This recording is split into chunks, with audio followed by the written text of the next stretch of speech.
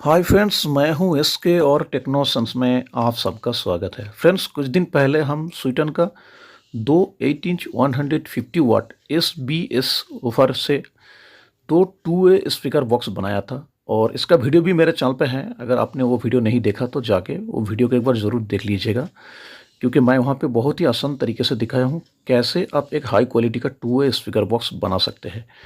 और दोस्तों, आज हम वही 2 वे स्पीकर बॉक्स का साउंड टेस्ट करेंगे और इस दो स्पीकर बॉक्स में हम बहुत ही ज़्यादा लोड देंगे और देखेंगे ये स्पीकर बॉक्स कितना हद तक लोड को झेल सकता है। और साउंड टेस्ट के लिए मैं यहाँ पे साउंड किंग SK25,000 मॉडल का ये एम्पलीफायर यूज़ करने वाला हूँ और ये बहुत ही पावरफुल एम्पलीफायर है। इसका लोड झेलने के लिए आपका स्पीकर बॉक्स का पावर और क्वालिटी बहुत ही हाई क्वालिटी का होना ज़रूरी है, नहीं तो आपका स्पीकर उड़ सकता है। तो चलिए हम ये टेस्ट करके देखते हैं। ये स्वीटन का 150 वाट 8 इंच ऊपर जो SBS सीरीज से है, इसका बेस क्वालिटी कैसा है और ये कितना हद तक इस एम्पलीफायर का लोड झेल सकता है।